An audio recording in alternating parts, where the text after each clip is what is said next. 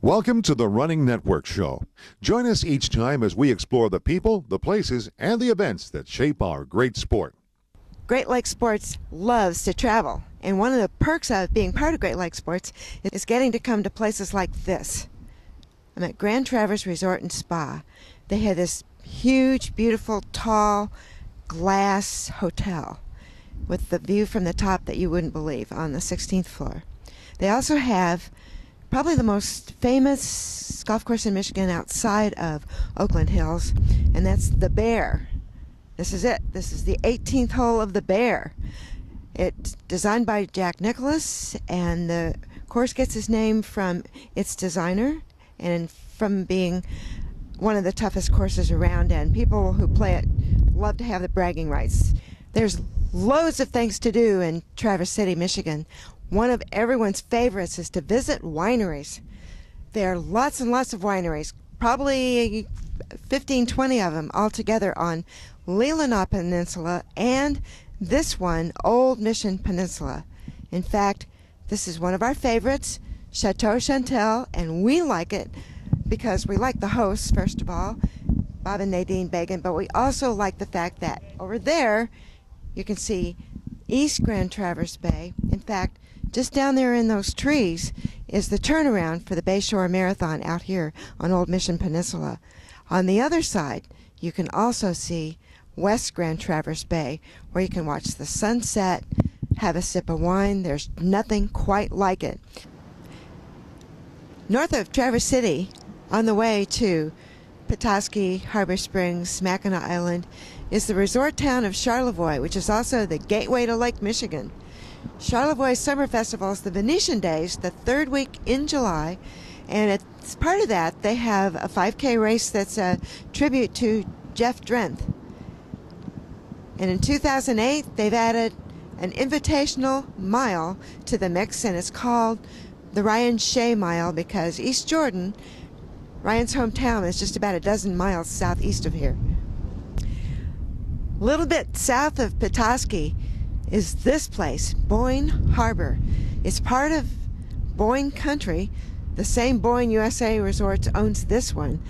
This has a yacht club and equestrian center, 27-hole golf course that the public can still play for a good sized price, and shops that everybody can visit, a hotel, all kinds of stuff going on here at Bay Harbor.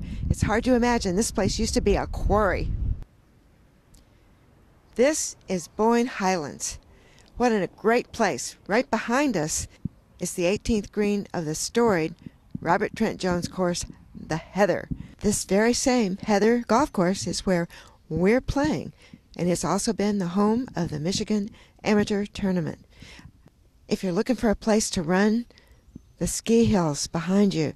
Believe me, there are paths that go laterally as well as straight up, but the views are worth it once you get there. Harbor Springs is a nautical town, as if you couldn't tell. Behind us is Stafford's Pointer Room, one of the favorite restaurants at the seaside here. Behind us is another one that we like a lot for a good meal or a cold brewski. It's the New York Hotel. One of the cool things about sailing on the Great Lakes is a lot of people carry bicycles on board. Bicycles don't rust. There's no salt water here.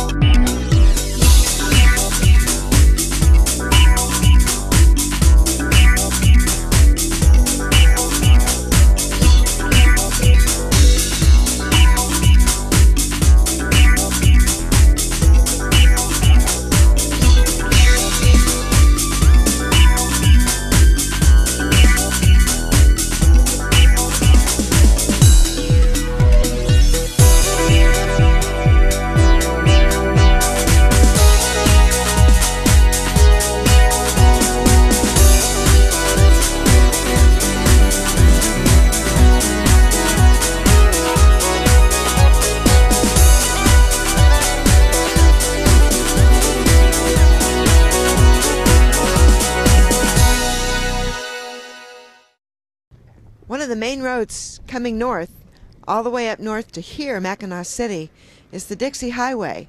That was basically a series of roads that takes you all the way to Miami, Florida. This is also the gateway to Mackinac Island.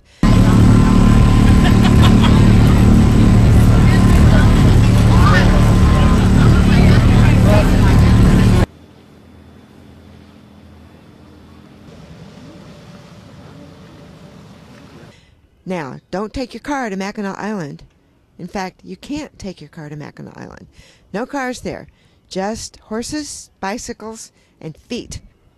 The island is the home of 3 great road races. 8-mile road race all the way around the island, the Lilac Festival 10K in June, and in October, on the closing weekend of the island, is the Great Turtle Half Marathon race. They're all wonderful. Staying on Mackinac is wonderful, and so is staying here in Mackinac City. There's a lot of things for kids to do.